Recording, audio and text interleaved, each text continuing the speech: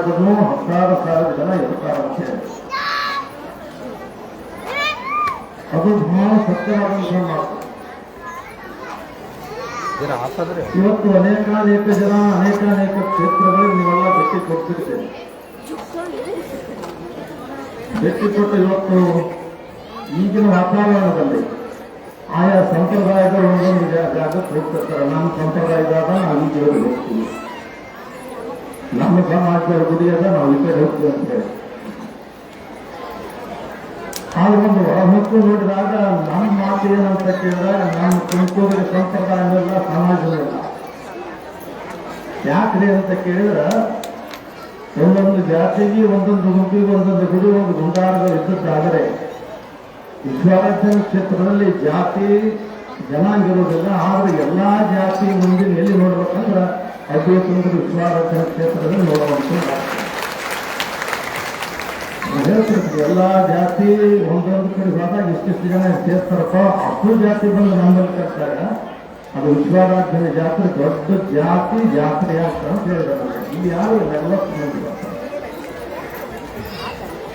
ಅಂತ ಒಂದು ಪರಂಪರೆಯಲ್ಲಿ ವಿಶ್ವಾರಾಧ್ಯರು ಅನಿಮಾದಿ ಅಷ್ಟಸಿದ್ಧಿಗಳನ್ನ ಪ್ರಾಪ್ತಿ ಮಾಡ್ಕೊಂಡ್ರು. ಅಂದ್ರೆ ಬಗಲಾಂಬಿಕಾ ತಾಯಿ ದೇವಿಯನ್ನ 3 ವರ್ಷಗಳ ಕಾಲ ಒಂಟುಗಾಲಿನ ಮೇಲೆ ನಿಂತು ವಿಶ್ವಾರಾಧ್ಯರು ಆ ದೇವಿಯನ್ನು ಪ್ರಾರ್ಥನಾ ಮಾಡಿದರು. ಶರೀರ ಪ್ರಜ್ಞೆ ತಪ್ಪಿ ನೆಲಕ್ಕೆ ಬಿದ್ದಾಗ ಸಾಕ್ಷಾತ್ ಬಗಲಾಂಬಿಕೆ ಪ್ರತ್ಯಕ್ಷವಾಗಿ ವಿಶ್ವಾರಾಧ್ಯ ಇಂಥ ಕಲಿಯುಗದಲ್ಲಿ ಇಷ್ಟು ಕಠಿಣತರವಾದಂತಹ ತಪಸ್ಸನ್ನು ಯಾರು ಮಾಡಿದ್ದಾರ, ಯಾವ ಕಾರಣಕ್ಕಾಗಿ ಮಾಡಿದಪ್ಪ, ಯಾವ ಅಪೇಕ್ಷೆ ಪೂರ್ವಕವಾಗಿ ನೀನು ಮಾಡಿದೆ ಅಂತ ತಿಳ್ಕೊಂಡು ನಿನಗೇನು ಬೇಕಂತ ತಿಳ್ಕೊಂಡು ವಿಶ್ವಾರಾಧ್ಯರನ್ನ ಎಬ್ಬಿಸ್ಲಕ್ಕೆ ಹೋದಾಗ ಒತ್ತುಕೊಳ್ಳಕ್ಕೆ ಹೋದಾಗ ವಿಶ್ವಾರಾಧ್ಯರು ಹಂಗೆ ಸಿದ್ದಲ್ಲಿಂದೇ ಕಾಲ ಹೊತ್ಕೊಂಡು ಹೇಳಿ ಮಕ್ಕ ನನಗೇನು ಕೇಳಿದಾಗ ನಿನ್ನಲ್ಲಿ ಏನು ಕಲ್ಪನಾ ಅಂತ ಕೇಳಿದಾಗ ಪ್ರಾರ್ಥನೆ ಪೂಜೆ ಜಪಾದಿಗಳು ಮಾಡಿದ್ರೆ ನಿನ್ನನ್ನು ಹೊಲಿಸಿದಕ್ಕ ನಿನ್ನಿಂದ ಏನಾದರೂ ಹೊರ ಪಡಿಲಕ್ಕೆ ಮಾಡ್ತಾರ ಅನ್ನುವಂಥ ಕಲ್ಪನೆ ನನಗಲ್ಲ. ಅದೇ ಮಾತನ್ನು ಹೊತ್ತುಕೊಂಡು ನೀನು ನನ್ನ ಬಳಿ ಬಂದೇನಂತಂದ್ರೆ ನಾನು ಒಂದೇ ಒಂದು ಮಾತು ಕೊಡು, ಏನು ಇವತ್ತೇನು ನೀನು ಏನು ಬೇಕಂತ ಬಂದಿದ್ದೀವಿ, ಇನ್ನೇನು ನನಗೆ ಬೇಕನ್ನ ಶಾಖ ಹೊತ್ಕೊಂಡು ನಮ್ಮ ಕೈ ತರಬಾರ ಅಂತ ಹೇಳಿದ್ರೆ ವಿಶ್ವಾರಾಧ್ಯ. ಬಗಲಾಮುಖಿಯಂದರು ಇಷ್ಟು ನಿರ್ಮೋಹದಿಂದ ನಿರಾಡಂಬರ ಜೀವಿಯಾಗಿ ನಮಗೆ ಏನೂ ಬೇಡ ಸಾಕು ಬೇಕೆನ್ನುವಂಥ ಎರಡೂ ಮಾತನ್ನು ಒಂದಾಗಿಸಿಕೊಂಡಂಥ ನಿನಗೆ ಕಾರಣಾಂತರಗಳಿಂದ ಬಂದು ನಾ ಏನಾದರೂ ಒಂದು ಸಮಯಕ್ಕೆ ಬಂದು ಹೊರಕೊಟ್ಟು ಹೋಗಂಗಿಲ್ಲ. ಈ ಕಲಿಯುಗದಲ್ಲಿ ನೀವು ಎಲ್ಲಿವರೆಗೂ ನಿನ್ನ ಕ್ಷೇತ್ರದಲ್ಲಿ ವಿರಾಜಮಾನಾಗಿತ್ತು, ಅಲ್ಲಿಂದ ಪುರುಷ ರೂಪದ ದೇವಿಯಾಗಿ ನಾನು ಬಲ್ಲೆ ಎತ್ತಿ ನಿಂತುಕೊಂಡು ದೇವಿ ವಿಶ್ವಾರಾಧ್ಯರಿಗೆ ಮಾತು ಕೊಡ್ತೀನಿ. ಆ ಮಾತು ಕೊಟ್ಟದ ಅನ್ವಯವಾಗಿ ತನ್ನ ಅಡಿಯಲ್ಲಿದ್ದಂತಹ ಅನಿಮಾದಿ ಅಷ್ಟಸಿದ್ಧಿಗಳನ್ನು ವಿಶ್ವಾರಾಧ್ಯರಿಗೆ ದಾರಿ ಎರೆದು ಕೊಡ್ತಾವ. ಆ ದೇವಿಯ ಸುತ್ತ ಕವಚಿದ್ದಂಗಿರ್ತಾವಲ್ಲ ಅನಿಮಾದಿ ಅಷ್ಟಸಿದ್ಧಿಗಳು. ಆಕೆಗೆ ಯಾರು ಪ್ರಾರ್ಥನಾ ಮಾಡ್ತಾರೆ ಆ ಸಿದ್ಧಿಗೆ ಕೂಡ ಪ್ರವೇಶ ಆಗಿ ಆ ಕಾರ್ಯಗಳನ್ನು ಮಾಡುವಂತ ಆಗ್ತಿರ್ತಾವೆ. ಅಂತಹ ಸಿದ್ಧಿಗಳು ವಿಶ್ವಾರಾಧ್ಯರು ಒಂದು ಸಮಯಕ್ಕೆ ಅಂದ್ರೆ ದೇಹ ಬಿಡುವಂತ ಸಮಯಕ್ಕ ಆಯ್ತಪ್ಪ ಬಗಲಾಮುಖಿ ಅಪ್ಪಣೆಯಂತೆ ನಾವು ನಿಮ್ಮಲ್ಲಿ ಬಂದೀವಿ, ಇನ್ನೇನು ನಿನ್ನ ದೇಹ ಬಿಟ್ಟು ಹೋಗ್ತೇವೆ ಅಂತಂದ್ರ ನಾನು ಮತ್ತೊಬ್ಬ ಯೋಗಿಯ ದೇಹವನ್ನು ಆಶ್ರಯಿಸ್ತೀವಿ, ನಮ್ಮ ಬಿಟ್ಟು ಬಿಡು ಅಂತ ತಿಳ್ಕೊಂಡು ಒಂದೊಂದು ಬಂದಾಗ ವಿಶ್ವಾರಾಧ್ಯ ಹೇಳಿದ್ರಂತ, ನಾ ಏನು ನಿಮ್ ಕೈ ಮಾಡಿ ಕರೆದಿಲ್ಲ, ಆಕೆ ಕೈಸೇವಂತ ನೀವು ಬಂದಿರಿ. ನಾ ಎಲ್ಲಿವರೆಗೂ ಜಾಗದಾಗ ಸೂರ್ಯಚಂದ್ರರಿಗೂ ಕೂಡ ನಾನು ಸಮಾಧಿ ಹೆಂಗ ವಿರಾಜಮಾನ ಆಗಿರ್ತದೋ ಅಲ್ಲಿವರೆಗೂ ನೀವು ಸುತ್ತ ನಾ ತೋರಿಸಿದ ಜಾಗದಲ್ಲಿ ಕೈಕಾಲ ಮುಡ್ಕೊಂಡು ಬಿಡ್ಕೊಂಡಿರಿ ಅಂತ ವಿಶ್ವಾರಾಧ್ಯ.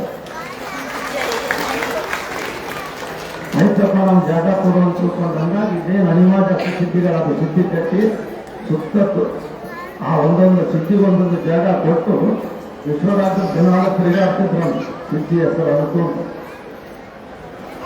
ಹಿರಿಯ ಸ್ವಾಮಿಗಳು ಹೇಳಿದಂತ ಮುಂದೆ ಬರತಕ್ಕಂಥ ಯುಗಾದಿಯ ಮಾಸದಲ್ಲಿ ಇದುವರೆಗೂ ಸಿದ್ಧಿಗಳನ್ನ ಇಂಥ ಹಿಂದಿನ ಸಿದ್ಧಿ ಇದು ಮಾಡ್ಕೊಂಡು ತಿಳ್ಕೊಂಡು ಒಂದೊಂದು ಸ್ಥಾಪನಕ್ಕೆ ಹೇಳ್ಯಾವ. ಆದ್ರೆ ಸಿದ್ಧಿ ಹೆಂಗಿರ್ತಾವ ಅದಕ್ಕೆ ಆ ಮೂರ್ತಿ ಸ್ವರೂಪಗಳನ್ನು ಮಾಡಿ ಆ ಮೂರ್ತಿ ಪ್ರತಿಷ್ಠಾಪನಾ ಸಮಾರಂಭ ಇಲ್ಲಿ ನಡೀತಕ್ಕಂಥದ್ದು ಆಗ್ತದೆ ಇರಲಿ. ಆದರೆ ಎಲ್ಲಾ ವಿಚಾರಗಳನ್ನು ಹೊತ್ತುಕೊಂಡು ಈ ಕ್ಷೇತ್ರದಲ್ಲಿ ಪ್ರತಿಯೊಬ್ಬರು ಕೂಡ ತಮ್ಮ ಅನುಭವದಲ್ಲಿ ಯಾಕೆ ಬಂದು ಹೋಗ್ಬೇಕಂತ ನಮ್ಮ ಸಿದ್ದು ಡಾಕ್ಟರ್ ಬಂದರು. ನಮ್ಮ ಏನದು ದಸರಾ ಸಮಯದಲ್ಲಿ ಕೈ ಮುಕ್ಕೊಂಡು ಪ್ರಸಾರ ಅಭಿಪ್ರಾಯ ದೊಡ್ಡ ನೌಕರಿ ಜಿಲ್ಲಾ ನೌಕರಿ ಸಿಗಲ್ಲದ BS ನೌಕರಿ ಸಿಗಲ್ಲದ ನಮಗೆ ಆಶೀರ್ವಾದ ಮಾಡ್ರಿ ಅಂತ ತಿಳ್ಕೊಂಡು ಅಂದರು. ನಾನೇ ಈಗ ಅವರು ಗಟ್ಟಿಗೆ ಮುಂದ್ಕೊಂಡ್ರು ಒಂದು 5 ನಿಮಿಷ ಕಣ್ಣು ಮುಚ್ಚಿ ಪ್ರಾರ್ಥನೆ ಮಾಡಿ ಬಂದುಬಿಡಿ ಅಂತ ತಿಳ್ಕೊಂಡ್ರೆ ಆಯ್ತು ಅಂದ. 5 ನಿಮಿಷ ಕುಂತು ಹೋದ ಹೋಗಿ ಒಂದು ತಿಂಗಳು 20 ಜನಕ್ಕೆ ಬಂದ ಮತ್ತು ಅಪ್ಪಗೆ ಎದುರು ಕಣ್ಮುಚ್ಚಿ ಕುಂತಿದ್ರಿ ಅಪ್ಪ ಹ್ಯಾಂಗೆ ಮಾಡಿದ ಗೊತ್ತಿಲ್ಲ. ಒಂದು ವಾರದೊಳಗೆ ನನಗೆ ಆಗೋದು ಬಂತು ಅಂತ ತಿಳ್ಕೊಂಡು ಹೇಳಿದ ಪುಣ್ಯ. ಅಂದ್ರೆ ಇಲ್ಲಿ ಏನು ನಾವು ಹೇಳ್ತೀವಿ, ಇಲ್ಲಿ ಬರ್ತಾರ 10 ಕೆಳಗೆ ಬಂದ 1000 ಮಂದಿ ಇರ್ತಾರ, ಹಾಗಲ್ಲಿ 10,000 ಮಂದಿ ಇರ್ತಾರ. ಈಗ ಯಾವುದೇ ದೊಡ್ಡ ಕಾರ್ಯಕ್ರಮ ಮಾಡ್ಬೇಕಂದ್ರೆ 10 ಮುಖ್ಯ ಕರ್ಸೋ ಜಗ್ಗಿ ಮಂದಿ ಬರ್ತಾರ ಅಂತ ತಿಳ್ಕೊಂಡ್ರ ವಿಶ್ವರಾಜ್ಯರ ಮಠದಲ್ಲಿರುವಂತ ಗಂಗಾಧರ ಸ್ವಾಮಿಗಳು ಬಂದಾರಂತ ಯಾರು ಇರಂಗಿಲ್ಲ. ಇವ್ನ ಸಂಗಾತ ಅವನು ಬಂದಿರ್ತಾರ ಅಂತ ತಿಳ್ಕೊಂಡು ಅಷ್ಟು ಮಂದಿ ಬಂದಿರ್ತಾರಲ್ಲ, ಅವ್ರು ನಮ್ಮ ಕೆಲಸ ಇಲ್ಲ. ಎಷ್ಟು ಮಂದಿ ಬರ್ತಾರೆ, ಎಷ್ಟು ಮಂದಿ ಹೋಗ್ತಾರೆ, ಇಲ್ಲಿ ಏನೇನು ಆಗ್ತದೆ, ಹೆಂಗೆ ಆಗ್ತದೆ, ಯಾರು ಬರಲಾರ್ದು ಹೋಗಿ ಕನಸಿನಾಗ ಬರ್ತಾರೆ ಬರಂಗಿಲ್ಲ ಅಂತ ಕೇಳ್ತಾನೆ. ಇನ್ನೂ ತಿರುಗಾಡ್ತಾನೆ ಅಂತ ತಿಳ್ಕೊಂಡು ಈ ಕ್ಷೇತ್ರದಲ್ಲಿ ಜಾಗೃತಾವಸ್ಥೆ ಅದನ್ನು ತನ್ನ ಕೆಲಸ ತಾನು ಮಾಡ್ಕೊಂಡು ಹೋಗ್ತಾರೆ. ಇನ್ನು ಸುಮಾರು ಒಂದು 2 ವರ್ಷದ ಹಿಂದೆ ಕೊರೋನಾ ಸಮಯದಲ್ಲಿ ನಮ್ಮ ವಿಕ್ಕಿ ಪಾಟೀಲ್ ಅಂತ ತಿಳ್ಕೊಂಡು ಆಲಗಡ್ಲಿಗೆ ಅವರು ನಮ್ಮ ಶಿಷ್ಯರ ಮಗ ಅವ್ರ ಅಣ್ಣ ಲಗ್ನ ಆಗಿತ್ತು. ಲಗ್ನ ಆದ ನಂತರ ಇಲ್ಲಿ ಮುತ್ತೆ ಸೇರಿಗೆ ಇಬ್ಬರು ಗಂಡ ಹೆಂಡತಿ ಬಂದಿದ್ರು. ಹೇಳ್ತೀನಿ ಅಂದ್ರು ಗಂಡ ಅಂದ್ರು ಆರಾಮಾದ ನಂತರ ಗಂಡನ ಮ್ಯಾಗ ಹೆಂಡತಿ ಹಾಕ್ತಾರೆ, ಹೆಂಡತಿ ಮ್ಯಾಗ ಗಂಡ ಹಾಕ್ತಾರೆ. ಏನಂದ್ರೆ ನಡೀತು ಆಯ್ತು, ತೇರು ರಾತ್ರಿ ಆಯ್ತವಲ್ಲ, ಆಯ್ತು ನಾವು ನಮಸ್ಕಾರ ಮಾಡ್ಕೊಂಡಿವಿ, ನಡಿ ಹೋಗ್ಕೊಡ ನೋಡಿದ್ವಿ. ಊರಿಗೆ ಹೋದ್ರು ಸುಮಾರು ಒಂದು 4-6 ದಿನಗಳಾಗಿರ್ಬೇಕು. ಅವ್ರಿಗೊಂದು ಕನಸು ಬಿತ್ತು. ಏನು ಕನಸ? ಅವ್ನು ಮಲ್ಕೊಂಡಾಗ ಅವನ ತುಂಬ ಈ ಜೇನು ಹುಡುಗರು ಮೆಟ್ಟಕೊಂಡಿತ್ತು. ವಿಶ್ವರಾಜ ಬಂದು ಏನು ಬಾಗಿಲ್ತಾರೆ ನೋಡಿ ಅಂತ ಕಡಿಮೆ ಒಂದು ಚೆಲ್ಲೆ ಇತ್ತು. ಮುಖ್ಯನಾಗ ಏನು ಇದ್ದಿದ್ದಿಲ್ಲ, ಚೆಲ್ಲೆ ಕೈ ಹಿಡ್ಕೊಂಡು ಹೋಗಿದ್ದ. ಈಗ ನೋಡಿದಾಗ ಮನುಷ್ಯನ ಮಲ್ಕೊಂಡ ಮುಖ್ಯ ಜೇನು ಹುಳ ಕಡಿಲಕತ್ತಪ್ಪ, ಸ್ವಲ್ಪ ನನ್ನ ಗಡಿಬ ಅಲ್ಲೇ ಮಗನೇ ಹಿಂಗೆ ಮಾಡಿ ಬಾಗಿಲು ಬಿಟ್ಟು ವಾಪಸ್ ಹೋಗ್ಬಿಡ್ತಾನೆ. ಆ ಪರಿಸ್ಥಿತಿ ಎಲ್ಲಿಗೆ ಬಂತು ತಿಳ್ಕೊಂಡು ಕೇಳಿದ್ರು. ಸುಮಾರು ಒಂದು 15 ದಿನ ಇಟ್ಕೊಂಡು ಸುಮಾರು 30-35 ಲಕ್ಷ ರೂಪಾಯಿ ಖರ್ಚು ಮಾಡಿದಾಗ ಡಾಕ್ಟರ್ ಹೇಳಿದ್ರು ಇವ ಉಳಿಯಂಗಿಲ್ಲ, ಇವನಿಗೆ ಆಕ್ಸಿಜನ್ ತೆಗೆದು ಬರ್ತೀವಿ, ಸುಮ್ಮನೆ ಯಾಕೆ ರೊಕ್ಕ ಖರ್ಚು ಮಾಡ್ತೀರಿ ನೀವು? ಆಯ್ತಂತ ತಿಳ್ಕೊಂಡು ಅನ್ಕೊಂಡು ಎಲ್ಲರೂ ಕೂಡಿ ನನಗೆ ಫೋನ್ ಹಚ್ಚಿದ್ರು. ಸುಮಾರು 4-4 ಸಮಯ ಆಗಿರ್ಬೇಕು. ವಿಕ್ಕಿ ಅವರವ್ವ ಹುಡುಗನ ಹೇಳ್ತಿ ಇವರಪ್ಪ ಎಲ್ಲರೂ ಫೋನ್ ಹಚ್ಚಿದ್ರು. ಅಪ್ಪ ನನ್ನ ಮಗನಿಗೆ ಭಾಳ ಸೀರಿಯಸ್ ಅದ, ಡಾಕ್ಟರ್ ಅಂದಾರ ಸುಮ್ಮನೆ ಯಾಕೆ ರೊಕ್ಕ ಖರ್ಚು ಮಾಡ್ತೀರಿ, ಆಕ್ಸಿಜನ್ ತೆಗೆಂಬ್ರಿ ಅಂತ ತಿಳ್ಕೊಂಡು ಅದಕ್ಕತ್ತಾರ, ಹೆಂಗೆ ಮಾಡಬೇಕು? ನಾನೇ ಸಮಯ 4:30 ಅದ. ಮತ್ತು ನನಗೆ ಹೇಳ್ಯಾರ ಅಂತಂದ್ರೆ ನನಗೇನಾರ ಸ್ವಲ್ಪ 1-2 ಮಾತಾಡ್ಬೇಕಂತ ತಿಳ್ಕೊಂಡು ನಾನಂದೆ, ಈಗಪ್ಪ ನೀವು 4:30 ಆಗ್ಯದ, ಈಗ ಹೇಳಿರಿ ಈ ತೆಗೆಂಬೇಡ ನೋಡೋಣ, ನಾವು ಹೋಗಿ ಮುಖ್ಯ ಜೊತೆಗೆ ಹೋಗಿ ನಮಸ್ಕಾರ ಮಾಡಿ ನೀವು ಹೇಳಿದಂಥ ಅಡಿಗೆ ಒಂದು ಪಾದಕ್ಕೆ ಇರ್ತೀನಿ. ನಾನು ಮುಂಜಾನೆ 10 ಸಲ ನಮ್ಮ ಟೈಮ್ ಕೊಟ್ಟರೆ 10 ಆದ ನಂತರ ಆಕ್ಸಿಜನ್ ತೆಗೀರಿ, ಏನಾರು ಮಾಡಿದ್ರೆ ದೇವ್ರ ಇಚ್ಛೆ ಅದ, ಅವನ ಇಚ್ಛೆ ಅದ, ಸರಿ ಅಂತ ತಿಳ್ಕೊಂಡು ಅಂದು ಹೋಗಿ ಮಲ್ಕೊಂಡಾಗ ಮುಂಜಾನೆ 8-8 ಮತ್ತೆ ಫೋನ್ ಹಚ್ಚಿದ್ರು. ಫೋನ್ ಹಚ್ಚಿದ್ರೆ ನಾನೇ ಆಸನ ಹೋದಂಗೆ ಕಾಣಿಸ್ತು ಅಂತಂದ್ರೆ ಅವರು ಒಂದು ಸರ್ತಿ ಬಂದು ಫೋನ್ ಹಾಕ್ಲಿಲ್ಲ. 2-3 ಸರ್ತಿ ಇಟ್ಟಿದ್ರು, ಎತ್ತಿದ ನಂತರ ಮತ್ತೆ ಎಲ್ಲರೂ ಮಾತಾಡೋದಪ್ಪ ನನ್ನ ಮಗನಿಗೆ ಅಪ್ಪ ಮಾತು ಬಂದು ಅಂತ ಕನಸಿನಾಗ ಮುಂದೆ ರಾತ್ರಿಗೆ ಏನಂತ ಅವಾಗ ಇವ ಆರಾಮಿಲ್ಲ ಅಂತ ಮಲ್ಕೋತಿರ್ತ ಮೊದಲು ಯಾವ ಹೆಂಗೆ ಬಂದಿದ್ದ ಹಂಗೆ ಬಂದಿದ್ದ ಅಂತ ಬಂದು ಹಿಂಗೆ ರಾತ್ರಿ ಮುಖ್ಯ ಭಾಳ ದಿನ ಆಯ್ತಪ್ಪ. ನಾನು ತುಂಬ ಏನು ಹುಳ ಕಡಿಲಕತ್ತವ, ಸ್ವಲ್ಪ ಹುಳ ಓಡಿಸು ತಿಳ್ಕೊಂಡ ಮುಖ್ಯ ಕಲ್ಲೇ ಮಗನೇ ತೇರಿಗೆ ಬಂದು ಗಂಡ ಹೆಂಡತಿ ಜಾತ್ರೆಗೆ ಬಂದು ಮಧ್ಯಾಹ್ನ ನಮಸ್ಕಾರ ಮಾಡಿ ವಾಪಸ್ ಊರಿಗೆ ಬಂದ್ರೆ ಅಲ್ಲೇ ನಮಸ್ಕಾರ ಹೇಳ್ತಾರೆ, ಯಾಕೆ ಬಂದಿರಲಿಲ್ಲ ಅಂತ ಕೇಳಿದ ಟೀಚರ್ ಮುಖ್ಯ ತಪ್ಪಾಯ್ತಪ್ಪ ಇರಲಿ. ಮತ್ತು ಹೋಗಿ ಅವನ ಮುಂದೆ ಹೇಳಿದ್ರೆ ನೀವು ಆಗಲಿ ಅವನ ಮುಂದೆ ಹೇಳಿ ಅಂತರ ಸೂಚಿಗಳು ಮುಖ್ಯ ಬಂದ್ರೆ ಈಗ ನೀವು ಹುಳ ನಾವು ಓಡಿಸ್ತೀನಿ ತಗೋದೇ ತಿಳ್ಕೊಂಡು ಹಿಂಗೆ ಜಾಡಿಸಿದ ನಾನು ಸ್ವಲ್ಪ ಆರಾಮಾಗ್ಯದ ಅಂತ ತಿಳ್ಕೊಂಡು ಅವ ಬೆಳಿಗ್ಗೆ ಅನಿಸಿಬಿಟ್ಟದ. ಮುಂಜಾನೆ 8ಕ್ಕೆ ಡಾಕ್ಟ್ರಿಗೆ ಕೈಸಲ್ಲಿ ಮಾಡಿದಂತ ಡಾಕ್ಟರ್ ಅಂತ ಇದು ಮ್ಯಾಗ ಹೊಂಟಂತ ಆಸಾಮಿ ಕೈ ಮಾಡಕ್ಕಂದ್ರೆ ಏನೋ ಇದ್ದಂಗೆ ಆದ ಅಂತ ಹೇಳಿ ಹೆಂಗಪ್ಪ ಅಂತ ತಿಳ್ಕೊಂಡು ಹೊತ್ತು ಕಲಸ ಕೈ ಹಿಡಿದು ನೋಡಿದಂತ ಎಲ್ಲ ಬರೋಬ್ಬರಿ ಗ್ಯಾರಂಟಿ ಆಗಿತ್ತು ಅಂತ ಮತ್ತೆ ಹೊರಗೆ ವಿಚಾರ ಹೇಳಿದ್ರಂತ. ಯಾಕೆ ಮತ್ತೆ ತಿರುಗಲಕ್ಕತ್ತದಪ್ಪ ಇನ್ನೊಂದು ಸ್ವಲ್ಪ ನೋಡೋಣ ಅಂತ ತಿಳ್ಕೊಂಡ್ರೆ ಅನ್ನೋದ್ರೊಳಗಾಗಿ ಮರದಿನ ಆಗೋದ್ರೊಳಗಾಗಿ ಮತ್ತೆ ಯಥಾರೀತಿ ಆಯ್ತು ಅಂತ ತಿಳ್ಕೊಂಡು ನಾವು ಕೇಳಿಸ್ತಕ್ಕಂಥವ್ರು ಆಗ್ತೀವಿ. ಇದು ವಿಶ್ವರಾಜ್ಯ ಅನುಭವ ಕ್ಷೇತ್ರ ಅಂತ ಯಾಕೆ ನಾವು ಅಂತೀವಿ ಅಂತ ತಿಳ್ಕೊಂಡು ಕೇಳಿದಾಗ ಏನು ಪುರಾಣ ಇತಿಹಾಸ ಪ್ರಸಿದ್ಧವಾದಂತಹ ಕ್ಷೇತ್ರ ಅಲ್ಲ, ಸುಮಾರು ನೂರಾರು ವರ್ಷಗಳಿಂದ ನಡೆದು ಬಂದಂತಹ ಕ್ಷೇತ್ರ ಅಲ್ಲ. ಕ್ಷೇತ್ರ ದೇವರ ಅದಾನ ಇಲ್ಲ ಅಂತ ತಿಳ್ಕೊಂಡು ಅನ್ನುವಂಥವ್ರಿಗೆ ಉದಾಹರಣೆಯಾಗಿ ನಿಲ್ಲತಕ್ಕಂಥ ಕ್ಷೇತ್ರ ಈಗಿನ ದಿನಮಾನದಲ್ಲಿ ಯಾವುದಾದ್ರೂ ಅದು ಅತ್ಯಂತಪೂರ್ಣ ವಿಶ್ವರಾಜ್ಯದ ಕ್ಷೇತ್ರ ನೋಡಿ. ಮತ್ತೆ ಇಷ್ಟು ಲಕ್ಷ ಮಂದಿ ಬಂದಾಗ ಅವ್ರಿದ್ರು ಹಂಗೆ ಹೋದ್ರೆ ತನ್ನ ಹೆಂಗೆ ಬರ್ತಾ ಇರ್ಬೇಕು. ಅದು ಹೊಸ ಗಂಡ ಹೇಳ್ತಿ ಮೇಲೆ ಕೈಗಿಟ್ಟ ಅವನು ಮಕ್ಕಳು ನಮಸ್ಕಾರ ಮಾಡ್ತಾರೆ, ಇಂಥ ಇರ್ತಾರೆ, ನೋಡೋಣ ಹೆಂಗೆ ಮಾಡ್ತಾರೆ, ನೋಡೋಣ ಏನು ಮಾಡ್ತಾರೆ ಅಂತ ತಿಳ್ಕೊಂಡು ಇಂಥ ವಿಚಾರಗಳಲ್ಲಿ ಇವತ್ತು ಲಕ್ಷಾಂತರ ಭಕ್ತರು ಈ ಕ್ಷೇತ್ರಕ್ಕೆ ಬರ್ತಿರ್ತಾರೆ. ಅಮಾವಾಸ್ಯೆಗಳಿಂದ ಸುಮಾರು 15-25 ಸಾವಿರ ಜನರಿಗೆ ಕೂಡ ಅಮಾವಾಸ್ಯೆ ಬಂದು ದರ್ಶನಾರ್ಥಿಗಳಾಗಿ ಬರತಕ್ಕಂಥವ್ರು ಆಗ್ತಾರೆ. ದಿನನಿತ್ಯದಲ್ಲಿ ಸಾವಿರಾರು ಜನ ಭಕ್ತಾದಿಗಳು ಬಂದು ಈ ಒಂದು ಕ್ಷೇತ್ರಕ್ಕೆ ದರ್ಶನ ಪಡೆದುಕೊಂಡು ಹೋಗತಕ್ಕಂಥವ್ರು ಆಗ್ತಾರೆ. ನಿತ್ಯ ನೂತನವಾಗಿ ಕಳೆದೊಳಿಸತಕ್ಕಂಥ ಕ್ಷೇತ್ರ ಇದು ಅತ್ಯಂತ ವಿಶ್ವರಾಜ್ಯ ಕ್ಷೇತ್ರ.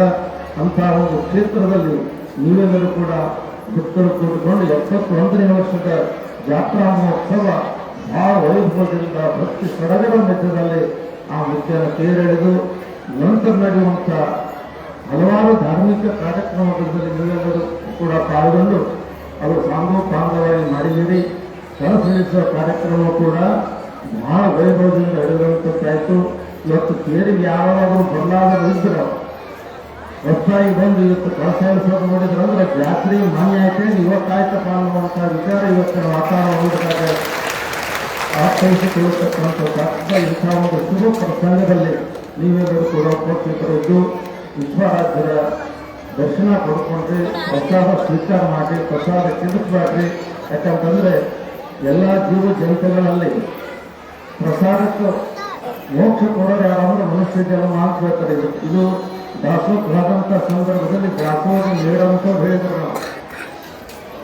ಯಾಕಂದ್ರೆ ಎಲ್ಲ ಪ್ರಾಣಿ ಪಕ್ಷಿ ಜೀವ ಜಂತುಗಳು ಭಗವಂತನಲ್ಲಿ ಜಗತ್ತ ನಮಗೆಲ್ಲೂ ಮೋಕ್ಷ ಅಂತ ತಿಳ್ಕೊಂಡು ಕೇಳಿದಾಗ ಎಲ್ಲರಿಗೆ ನಿಮಗೆ ಇವಾಗ ಮೋಕ್ಷ ಅಂತ ತಿಳ್ಕೊಂಡಾಗ ಅನ್ನ ಕೇಳ್ತಂತ ಪರಮಾತ್ಮನಿಗೆ ನನಗೆ ಯಾವಾಗ ಮೋಕ್ಷಪ್ಪ ಪರಮಾತ್ಮನಂತ ನೀನು ಚಿಂತೆ ಮಾಡ್ತಾರ, ನೀನು ಯಾವಾಗ ಮೋಕ್ಷ ಅಂತ ತಿಳ್ಕೊಂಡು ಕೇಳಿದ್ರೆ ಗುರುಕದಲ್ಲಿ ಮನುಷ್ಯರ ಹೊಟ್ಟೆ ಹೋಗಿ ನೀವು ಬುದ್ಧಿ ಅಂತಂದ್ರೆ ನಿನಗೆ ಮೋಕ್ಷ ಆಗ್ತದೆ. ಯಾಕಂತಂದ್ರೆ ಅಕ್ಕಿ ಗೋದಾಮದಾಗ ಇಟ್ಟರು ತಿಂಗಳಿಗೆ ಇದ್ರೆ ಏನೂ ಆಗಂಗಿಲ್ಲ, ಅದೇನು ಕುಡಿ ಅದು ಏನು ಹೊರಗಿಡ್ತಾರೆ. ಮತ್ತು ರೈಸ್ ಮಿಲ್ಲಾಗ ಇಟ್ಟರು ಕೂಡ ಏನು ತೊಂದರೆ ಆಗಂಗಿಲ್ಲ, ಜೋಳ ಹಗೆದಾಗ ಹಾಕಿದ್ರು ಕೂಡ ಏನು ತೊಂದರೆ ಆಗಂಗಿಲ್ಲ. ಆದ್ರೆ ಅದೇ ಅಕ್ಕಿ ಅದೇ ಜೋಳ ನೀವು ಹಗೆದಾಗ ಹಾಕಿದ್ರೆ ಒಂದು 2-3 ತಾಸಿನಾಗ ನೀವೆಲ್ಲ ಬಾಬು ಕುಂದ್ರಲಾರ್ದಾಗ ನೀವು ಮಾಡ್ಕೊಳ್ತೀರಿ ಅಂದ್ರೆ ಅದಂತ ಹಾಗೆ ಇರ್ಬೇಕು ನಿಮಗೆ. ಅದಕ್ಕೆ ಅನ್ನಕ್ಕೆ ಅಕ್ಕಿಗೆ ಓದಿ ಹೇಳಿದಂಥ ಪರಮಾತ್ಮ ಏನಿಲ್ಲಪ್ಪ ನಿನಗೆ ಊಟ ಮಾಡಿ ಕೊನೆಯದಾದಂಥ ನಿನ್ನ ಮೋಕ್ಷ ಫಲ ಆಗಬೇಕಾದ್ರೆ ಮನುಷ್ಯನ ಹೊಟ್ಟೆಗೆ ಬಂದಾಗ ಮಾತ್ರ ಆಗುವಂಥದ್ದು. ಮತ್ತೆ ಅನ್ನ ಚಮಚ ಒದಕ್ಕೆ ಹೆಂಗ ಅನ್ನ ಚೆಲ್ಲಿದ್ರ ರೊಟ್ಟಿ ಏನಾದರೂ ಮುಸ್ಲಿ ಚೆಲ್ಲಿದ್ರ ಆತ್ಮಹತ್ಯೆ ಮಾಡಿದಂಥ ಪಾಪ ಅವರಿಗೆ ಹುಟ್ಟುತ್ತದೆ ಅಂತ ಹೇಳಿದಂತ ಭಗವಂತ. ಅಂದ್ರೆ ನಿನಗೆ ಜನ್ಮ ನೀವು ಮತ್ತೆ ನಿನ್ನೆ ಹುಟ್ಟು ಬರಬೇಕಾಗ್ತದೆ.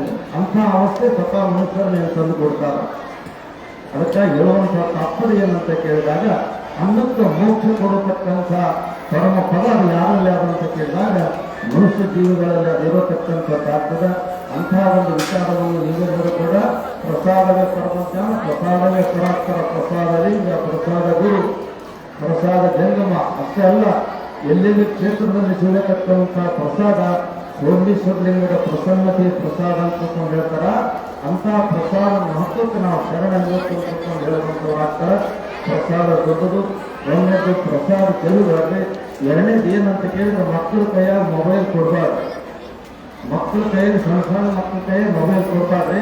ನಿಮ್ಮೆಲ್ಲರಿಗೆ ನಾನು ಕೇಳಕತ್ತೀನಿ ಏನಂತಂದ್ರೆ ನೀವು ಮಕ್ಕಳಿಗೆ ಏನಾದರೂ ನೀವು ತೊಂದರೆ ಇತ್ತು ಅಂತಂದ್ರೆ ಪ್ರತಿಯೊಂದು ಸರಿಯಾಗಿ ಅದು ಮೊಬೈಲ್ ಕೊಟ್ಟು ಮಕ್ಕಳ ಕೈ ಮೊಬೈಲ್ ಕೊಟ್ಟು ಎಲ್ಲಿ ಆ ಕಡೆ ಹೋಗೋದು ಮಾಡಬಾರ್ದು.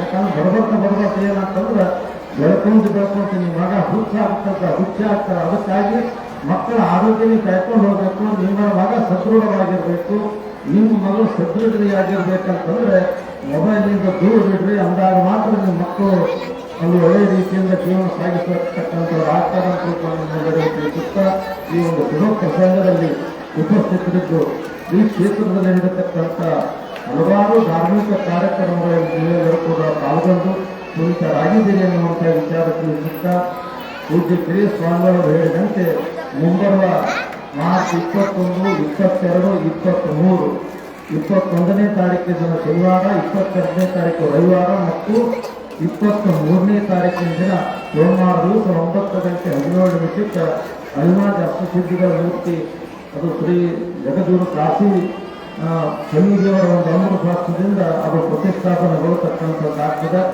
21ನೇ ತಾರೀಕಿನ ದಿನ ಅದು ಪದ್ಧತಿಯಂತೆ ಗಂಗಾ ಸ್ನಾನಕ್ಕೆ ಹೋಗ್ತಾರೆ 8 ಮೂರ್ತಿಗಳು ಕರ್ಕೊಂಡು. ನಾವು ಬರುವಂಥ ಸಂದರ್ಭದಲ್ಲಿ 101 ಡೊಳ್ಳು, ಹಾಲಿಗೆ ವಾದ್ಯ ವೈಭವ ಇವೆಲ್ಲವೂ ಕೂಡ ವಾದ್ಯ ವೈಭವಗಳಿಂದ ಬಂದು ಇನ್ನೊಂದು 2-3 ದಿನ ಪೂಜಾ ಪುರಸ್ಕಾರಗಳೊಂದಿಗೆ ನಡೆಯುತ್ತಾ ಬಂದು ಮತ್ತು 23ನೇ ತಾರೀಕಿನ ದಿನ ಅದು ಪ್ರತಿಷ್ಠಾಪನೆ ಆಗತಕ್ಕಂಥದ್ದಾಗ್ತದೆ. ಎಲ್ಲರೂ ಬಂದು ಅಂತ ಒಂದು ಶುಭ ಪ್ರಸಂಗ ಸುಯೋಗದಲ್ಲಿ ಪಾಲ್ಗೊಂಡು ಪುನೀತರಾಗಲಿ ಎನ್ನುವಂಥ ವಿಚಾರ ತಿಳ್ಕೊಂತ. ಯಾಕಂದರೆ ಅದು ಹನುಮಾನ್ ಅಷ್ಟಸಿದ್ಧಿಗಳನ್ನು ನಾವು ಅನ್ಕೊಂಡು ಮಾತಲ್ಲದು. ವಿಶ್ವರಾಜರು ಹನುಮಾನ್ ಅಷ್ಟಸಿದ್ಧಿ ಒಬ್ಬೊಬ್ಬರಿಗೆ ಹಂಗೆ ಅಲ್ಲೆಲ್ಲ ಕುಂದಿರಿಸಿದವರು ಯಾರಪ್ಪ ಅಂತ ನೋಡ್ಬೇಕಂದ್ರೆ ಒಂದು ಕಾರ್ಯಕ್ರಮಕ್ಕೆ ನೋಡಿ ಎನ್ನುವಂಥ ವಿಚಾರ ತಿಳಿಸುತ್ತಾ ಈ ಒಂದು ಶುಭ ಪ್ರಸಂಗದಲ್ಲಿ ಉಪಸ್ಥಿತರಿದ್ದು ಈ ಜಾತ್ರಾ ಮಹೋತ್ಸವದಲ್ಲಿ ಹಲವಾರು ರೀತಿಯಿಂದ ಊರನ್ನು ಟ್ಯಾಕ್ಸಿ ಹೊಡೆದ್ರಿ, ಬೆಳೆ ಹೊಡೆದ್ರಿ, ಸ್ವಚ್ಛ ಮಾಡಿರಿ, ಅಲ್ಲೆಲ್ಲಿ ರೂಮ್ ಕಾಯ್ದ್ರಿ, ಒಂದಲ್ಲ ಎರಡಲ್ಲ 100 ಕೆಲಸ ಮಾಡಿರಿ. ನೀರಿನ ವ್ಯವಸ್ಥೆ, ಪ್ರಸಾದ ವ್ಯವಸ್ಥೆ, ಯಾವ ವ್ಯವಸ್ಥೆ ಮಾಡಿರಿ, ಎಲ್ಲೆಲ್ಲಿ ನಾವು ಏನೇನು ಮಾಡಿ, ಯಾರು ತಿರುಗಾಡಿ ಏನು ಅಂದೀವಿ ಅನ್ನುವಂಥದ್ದು ಅದು ವಿಶ್ವರಾತ್ಮಕಗಳಲ್ಲಿ ಹೆಚ್ಚಿರ್ತದೆ.